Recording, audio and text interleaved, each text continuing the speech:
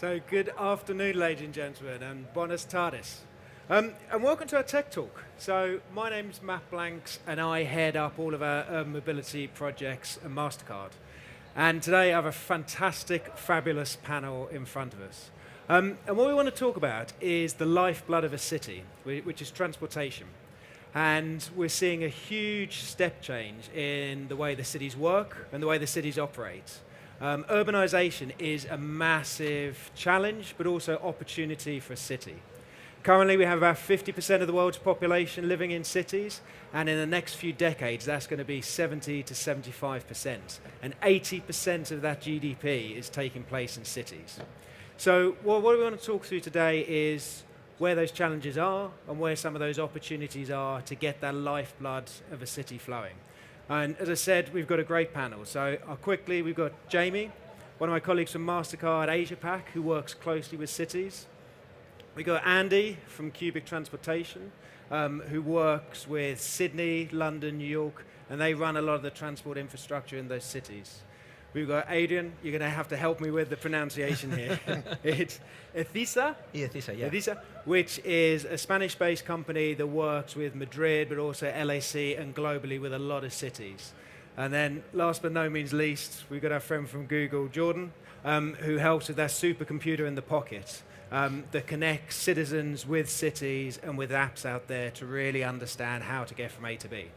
So, not so much talking from me. What I really want to do is to ask the panel to introduce themselves a little bit more, and then to also give you an insight to some of the opportunities and challenges that they're seeing from cities.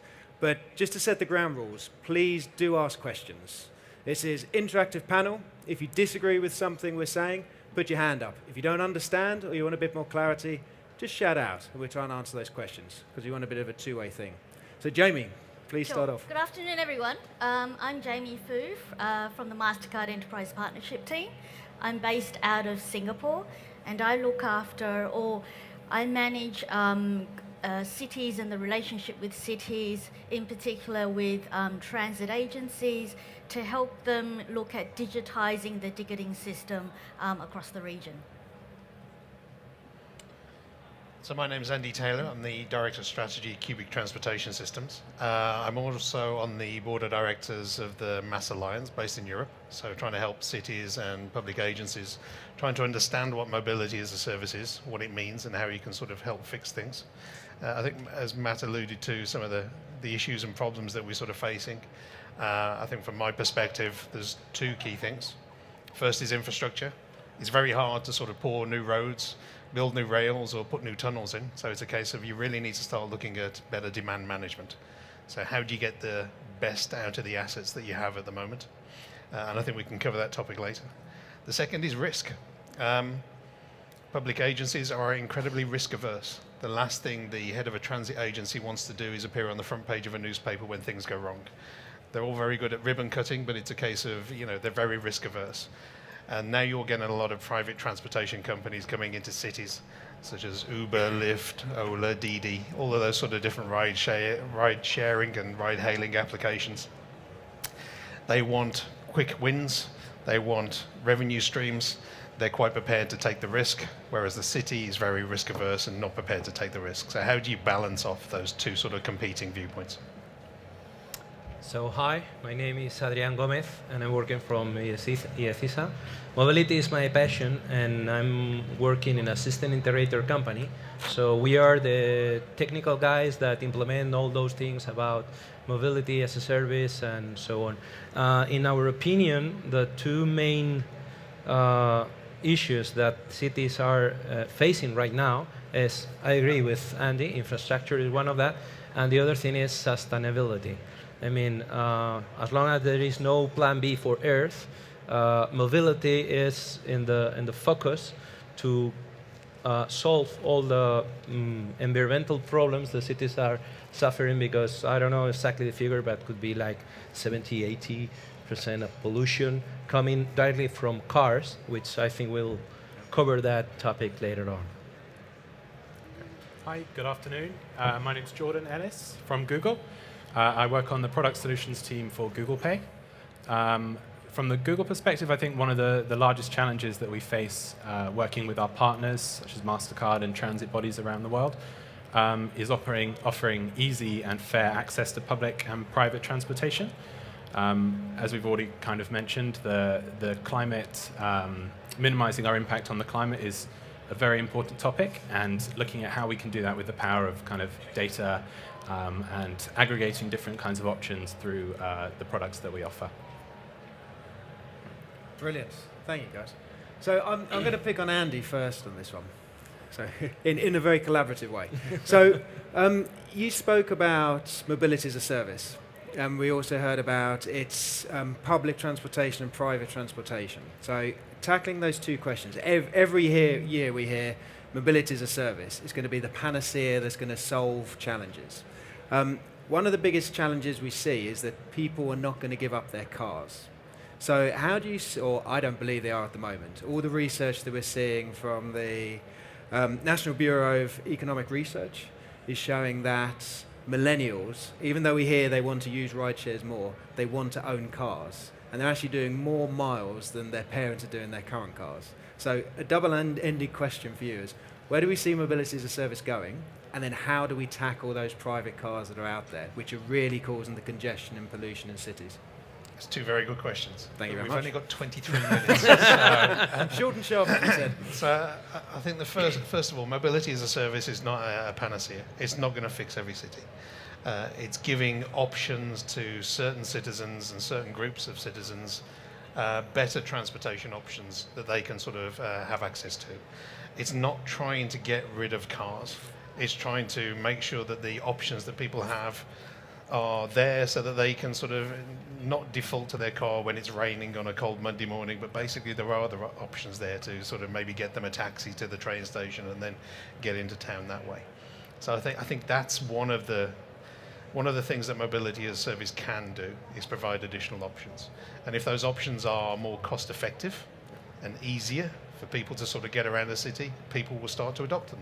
That's one of the things that we try and do when we sort of start integrating payment solutions. So if you can use your sort of transit payment, for example, in New York, if you want to use your Omni account, maybe you can link that into the sort of the yellow and pay for yellow taxis that way. Maybe you can pay for your Uber, maybe you can pay for your bike share.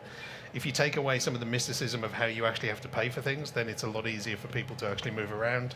And if you got Google Maps up and running, and now you're doing multimodal journey planning as well, it makes it another step towards making it easier for people to move around. As for getting people out of their cars, cities are facing hard decisions. The environmental impact is getting really quite sort of critical now. So what we're seeing is cities starting to even consider the incredibly political hot potato of congestion charging. So how do we sort of stop people accessing certain areas of the cities at certain times of the day by actually charging them to provide access? New York's starting to look at that now.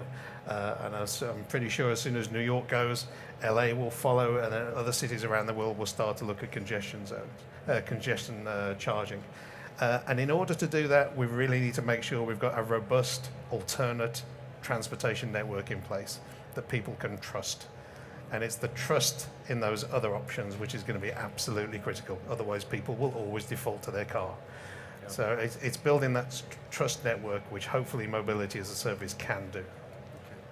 And trust in public transportation differs amazingly in cities. There's some people are very focused and have a very clear understanding about how it works, that they can plan, book and pay, and that works through when they do it, and that they can use that transportation. So Adrian, moving over to you, how do you build that trust in a city so that people leave that car behind?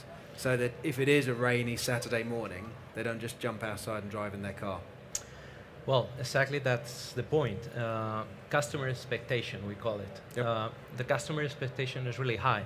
If I got a Google app that say, let's make a guess. A Google app saying that my transport is arriving at 9:32 and is not here, why is happening this? Yep. So expectation is something that you have to cope with. It's like Netflix. I got a service and I got rating of different options and services that Netflix is offering me, and that rates are going to be there in the future for public transportation. So how can I get people out of the car? Okay, first of all, my opinion is that the car concept will not disappear. It will be transformed in autonomous, electric, drone, or whatever, but will not disappear at all. Of course, people want to move around and the earliest convenience. 1 year ago, we've been talking about that mobility is going from point A to point B in my whim, let's say, okay? So how to get people out of the car? First of all, infrastructure, reliable, and trust. How can we get the trust? First of all, open data.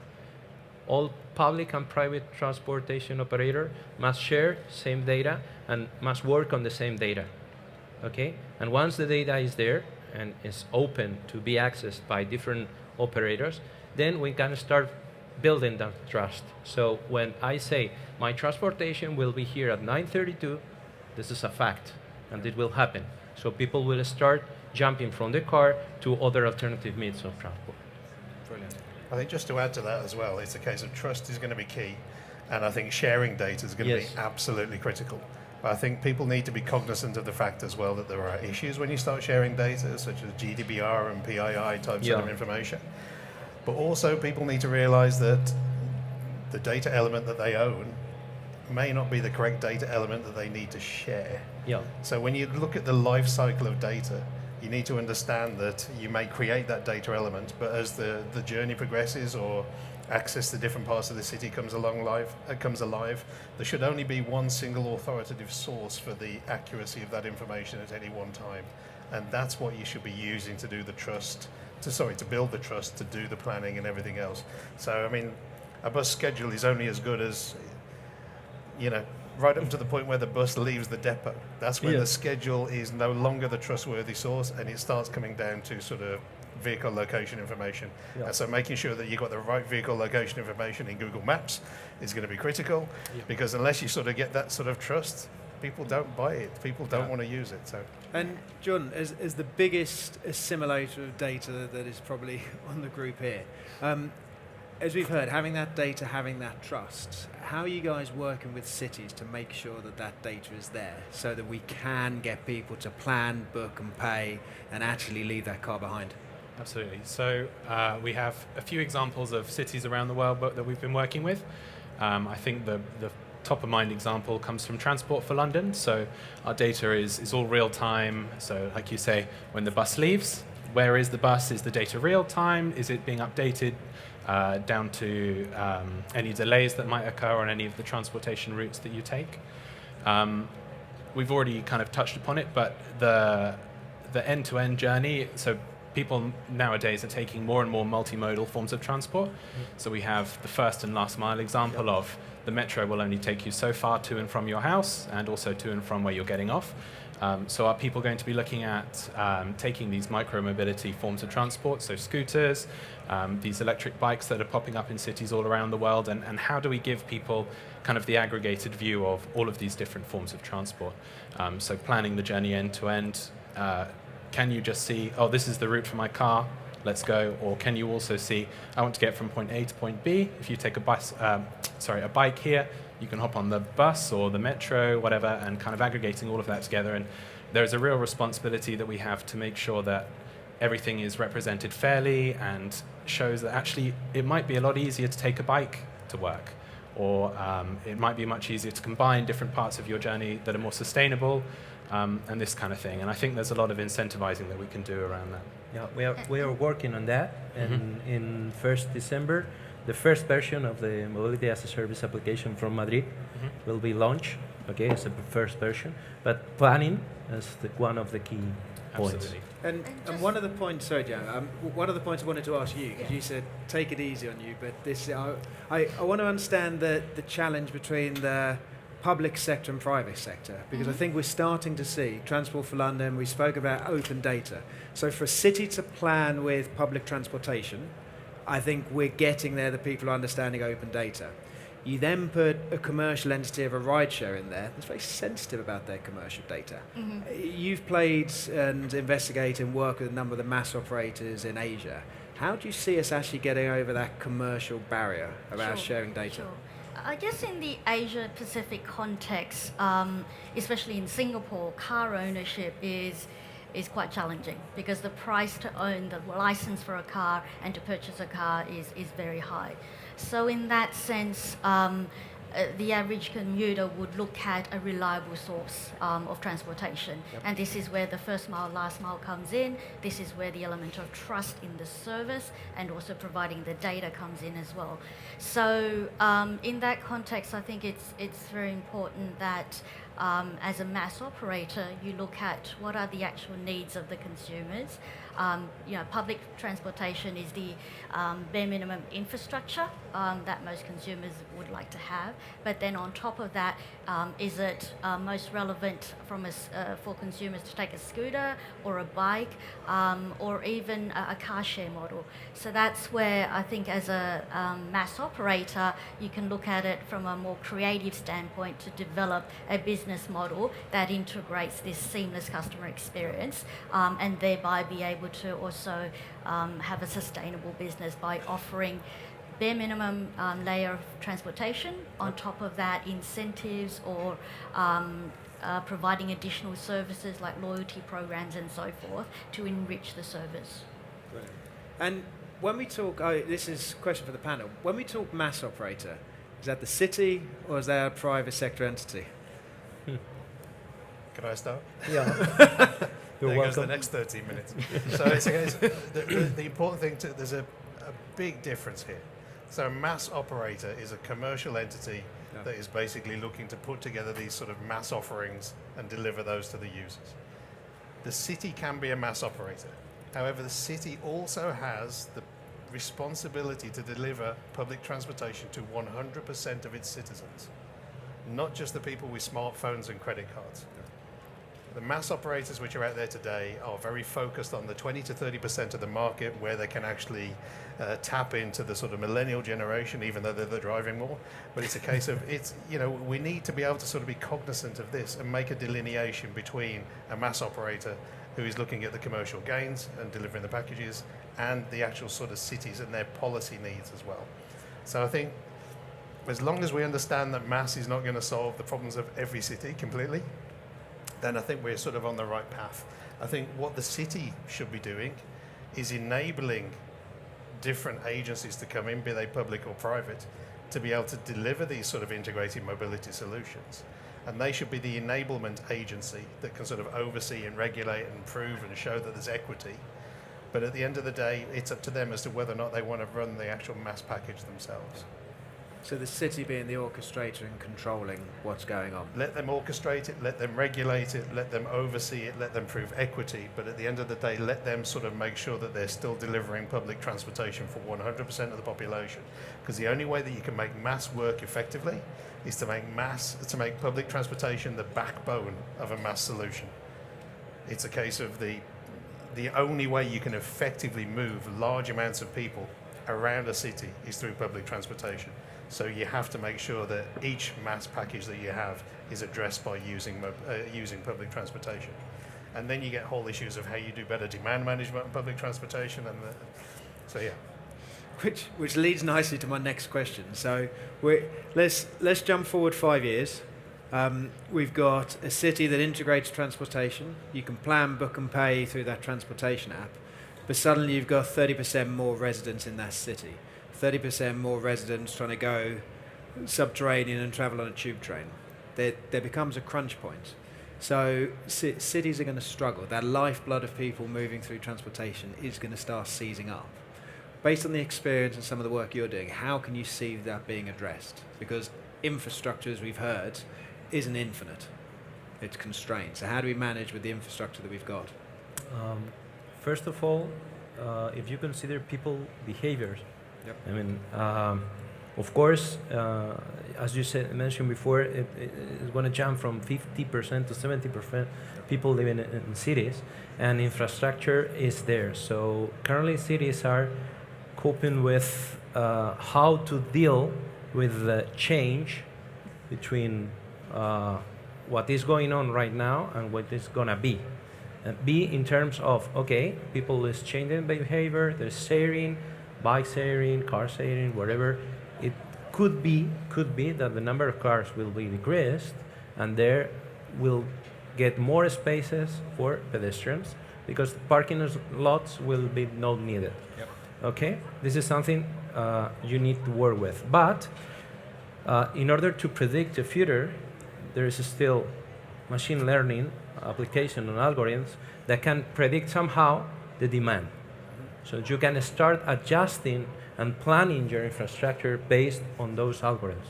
Whatever the success rate is, still you got some data, you can work on it. Yep. Okay, so from the technology perspective, you can start right now planning the future based on different data gathered from different sources. Okay, and adjust that data and this algorithm. So, yeah, currently it's a big tricky question how to cope with demand in cities or the increasing of demand in cities, but you can start working, and I know that there are several administrations that are working right now to start dealing with those challenges. And Jordan, looking at predictive analytics, data, engagement with the people, those three areas kind of sit within your Yes. your comfort zone. So from a Google perspective, how do you see yourselves helping cities to actually embrace that demand? Yes.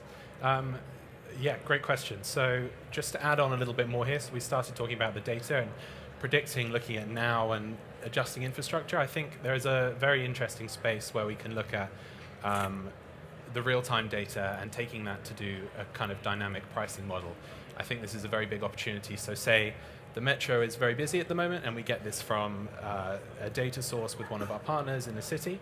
And we look at this and we say, okay, well, let's offer a 20% discount on any ride sharing that might be offered through the booking app that Google would work with. I think that's a very interesting model and has a lot of opportunity in the future. And I second your point. Data is so helpful and useful when used correctly, and I think it's going to be key. So just on the demand management side, you guys, MasterCard did a demonstration program in Chicago. And I think it's on the red line through Chicago that goes up past one of the baseball stadiums. Yeah, I can't remember if baseball, it's the sock. Neither of us. It's either Red Sox, White A Sox. Brit living in America should it's- know about baseball, but It's not part of the entrance exam. So you sort of the trouble with the baseball is the pitch off time or whatever it is like coincides with sort of the peak travel demand. So you guys work with the city to basically sort of try and incentivize people to shift their travel patterns. So firstly identifying the regular users, and then sort of reaching out to them and saying, okay, if we sort of shift your journey, can we give you $1 back if you shift it before 4 or after 7? And then there was tax implications with that, so that stopped. And then it was a case of, okay, if you shift your journey, we'll make a donation to charity. And then I think some of the charities were, there were children's charities, there were medical charities, and then there were like pet charities, and everybody went for the pet charities, which says a lot more about the people of Chicago. But finally, it was basically, if you shift your journey outside these times, we'll just give you a free journey back. And you shifted 17% of the normal demand outside of that. 17% of a demand on a public transportation network during peak hours is massive. It's a case of you've freed up so much more space. It makes it better for the people going to the game so they can go and enjoy themselves. It makes it better for the regular commuters because they can get a seat and they can enjoy the ride home. But start thinking about how you can do that for every sort of single journey. If you can incentivize somebody to sort of change their journey, delay it by 20 minutes and go and have a coffee and sort of, you know, and we'll guarantee you're going to get a seat on the next train. That's a big thing. So cities have really got to start engaging now about how they incentivize behavior and how they can really start sort of nudging demand and changing demand on the networks. yeah, and this is about using a carrot as well as a stick. So Jordan was talking about pricing incentives. Andy was talking about how you can benefit that individual. Obviously, giving donations to charities that involve cuddly pets is a benefit to people. But also on the flip side, we've seen congestion charging and pricing people out of it. There has challenges from a political perspective, but what we're starting to see within Asia Pac is a lot of different approaches being taken about how we can address some of these challenges. And from that perspective, Jamie, can you give us some insights into how certain cities are looking at that demand management and trying to address that? Sure, sure. So, take Sydney for example. Yep.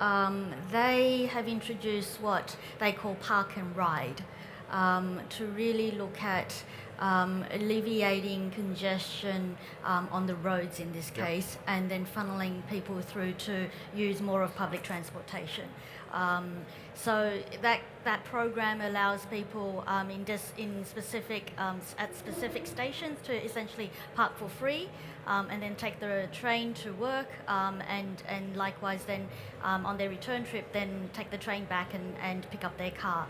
I guess in the context of Sydney, most people do live quite far away from home, so that type of a program works very well to get people off the roads, and then leverage more on the public transport system. If I look at Singapore, for example, relatively speaking, Singapore's cost of owning a car is very high, as I mentioned before. But tolling Singapore has a very smart way of using congestion charges to help alleviate the pressure on the roads at given time.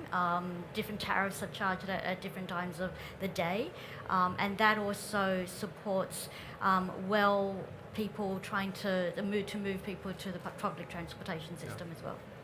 Brilliant. I think Singapore as well. I mean, they have their 2050 master plan, isn't it? Yes, And yes. they have a goal. It's been defined. This is how we're going to be doing public transportation. And part of their goals is basically saying no citizen should be more than about 8 minutes away from a public transportation station. Yes, yes. So it's real foresight and real thinking about sort of how you address some of these issues. And Singapore's more advanced in that they've got their existing tolling system, which is hard infrastructure. So having gantries built on the road, they're now looking at satellite tolling. So that is something that will be coming up next year or by 2021. Yep. So to wrap it all up, we're talking 2050. So a bit of time out, and that's also when we're going to have about 70% of the world's population living in those cities.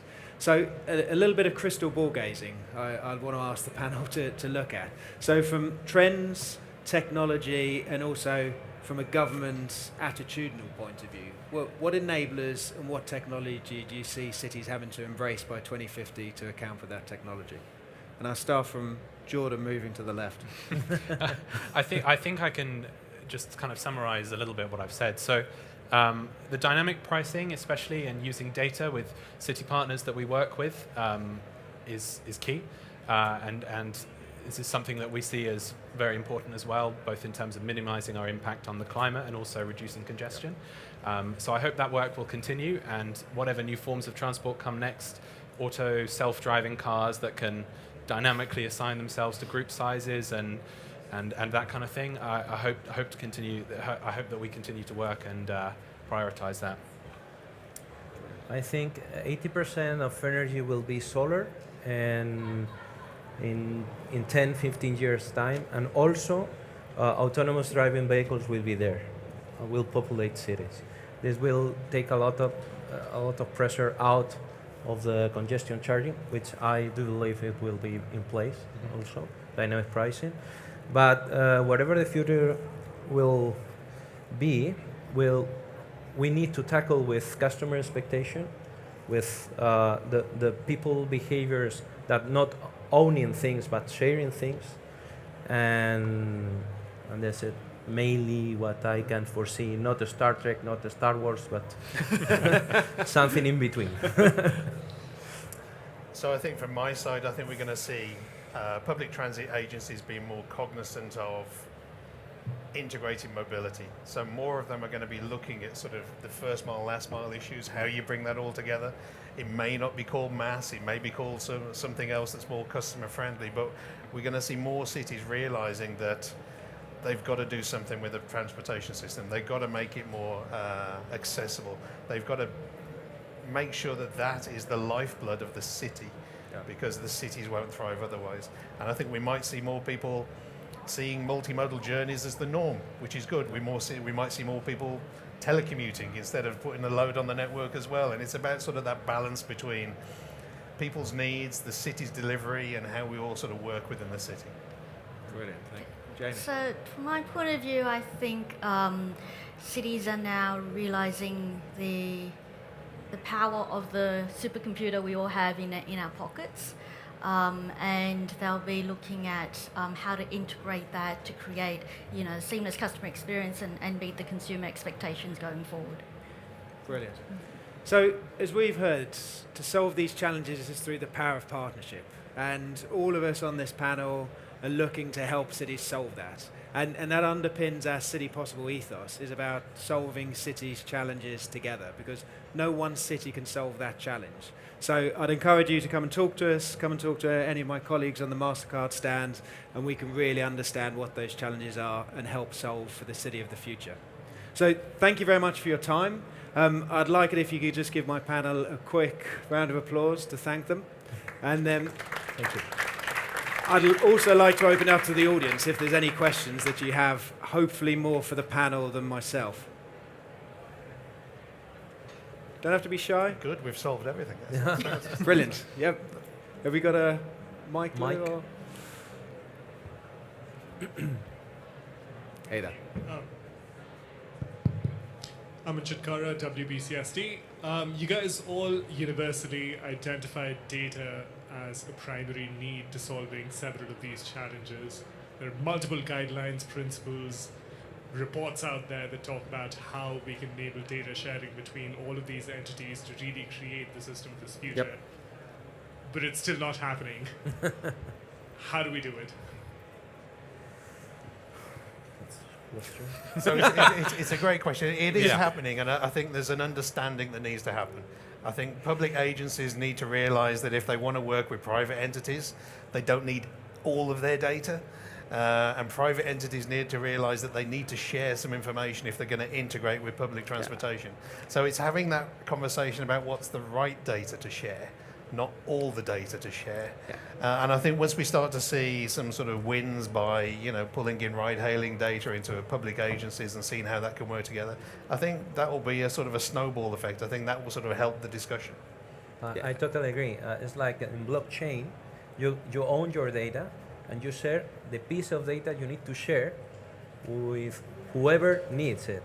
So it's exactly the same. You can base wherever, but you don't need the whole data. You need the specific data to be shared between all the parties around. And as we've said, it's about the right data and anonymizing that data so there's still relevance. And that's something that MasterCard do day in, day out. We use big data, but we anonymize data. We work with these guys with that data as well. So it is sharing, but it's just sharing in the right way that's relevant. Great question, though. Any more questions?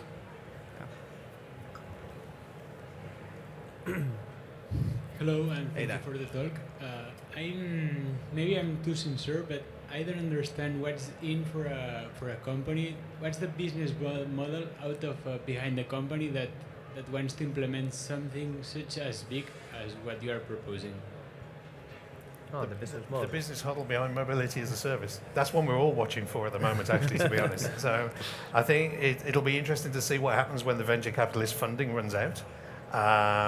But we're still waiting to see, I'm still waiting to see a mass operator that's a viable business model that can sustain itself in the long run. And I think what we're hoping for is that we're going to sort of see a growth in the use of mobility as a service, and just the volume of utilization will sort of prove the sort of cost-effective nature of it.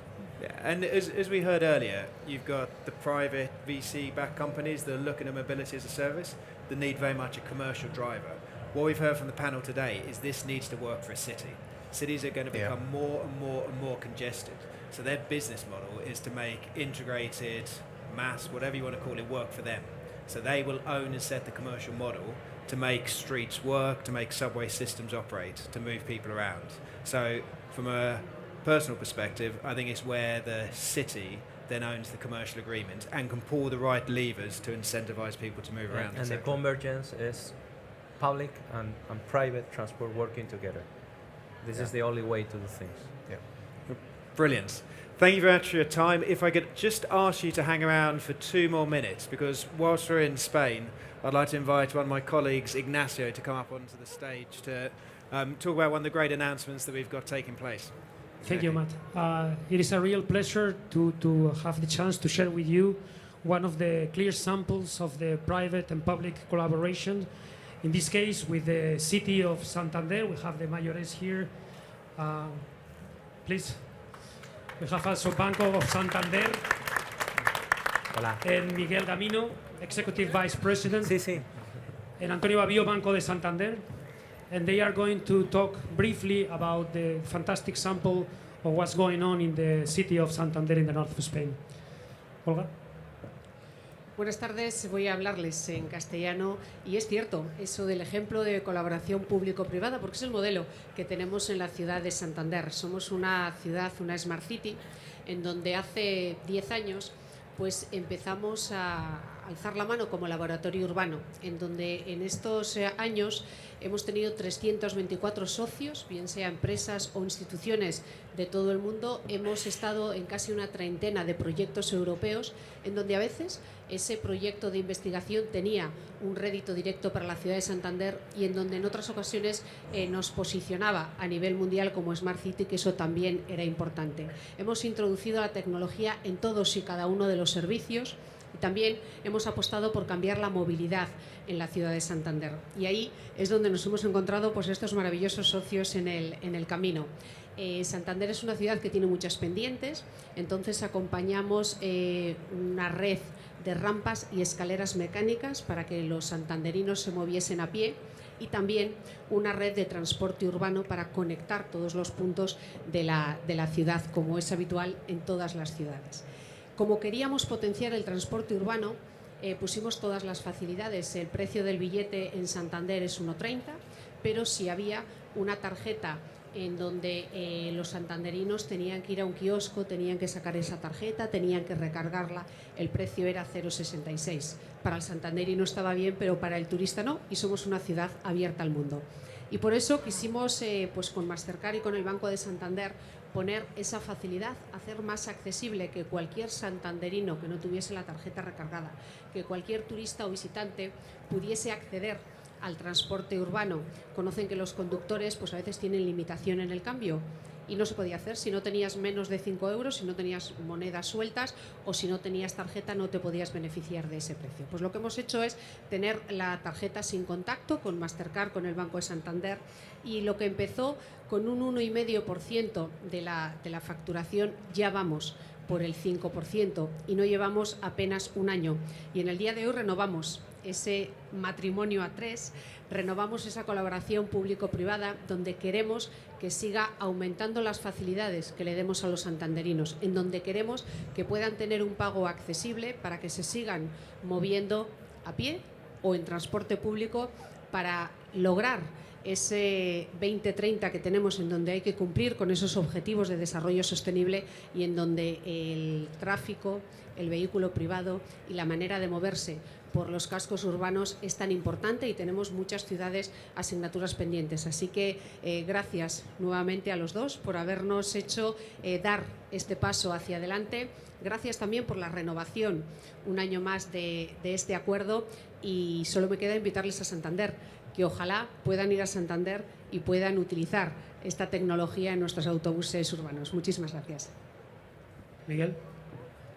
So I simply want to say that this is the perfect example of everything that's been discussed here so far and will be discussed this week, which is the partnerships, but the partnerships led by the city, describing what it is that people in that city need to progress their lives forward and to be more included and have access to the things that you're delivering to the population at large. So thank you very much for the partnership and the leadership and showing us the way in which we can partner with you to help you accomplish your goals for your city. And our private sector partners are obviously critical to all of that. I'm appropriately in the middle. We are simply the connector of needs and resources and leadership with resources and contribution, and that's what this is all about. So thank you very much, and thank you as well. Thank you very much, Miguel, for your nice words. And thank you very much, Mayores and Mastercard, for inviting us to this event. I think that now I'm going to try to switch to Spanish, if you don't mind, okay? Simplemente decir que para Santander el banco, que está casado hace muchos años ya con la ciudad de Santander, querida alcaldesa, es un honor y un privilegio renovar el contrato de piloto con la ciudad. Es un proyecto que es parte de la Smart City, del proyecto de Santander de convertirse en un ejemplo a nivel mundial, y qué mejor sitio que el stand de Mastercard, City Possible, que para nosotros es un orgullo. Este piloto ha facilitado el acceso a los ciudadanos, a los turistas, ha ahorrado costes, ha mejorado la eficiencia, la seguridad. Los conductores no tienen que estar cambiando dinero para que los ciudadanos suban al autobús, y a vuestra disposición para seguir. Y para terminar, simplemente quiero decir que con Mastercard llevamos trabajando 4 años, Miguel, Iñaki y compañía, en proyectos como Santander, Madrid, San Sebastián, en breve Sevilla, etcétera, que ha sido un placer desarrollar como pioneros todo ese servicio maravilloso para los ciudadanos. Muchas gracias, alcaldesa y señores de Mastercard. Thank you very much. Thank you very much, Gemma, Miguel, Antonio. And now I invite you all to have these drinks we will have at 5 o'clock. And that's it. Thank you very much. Thank you. Thank you, Matt and Tim.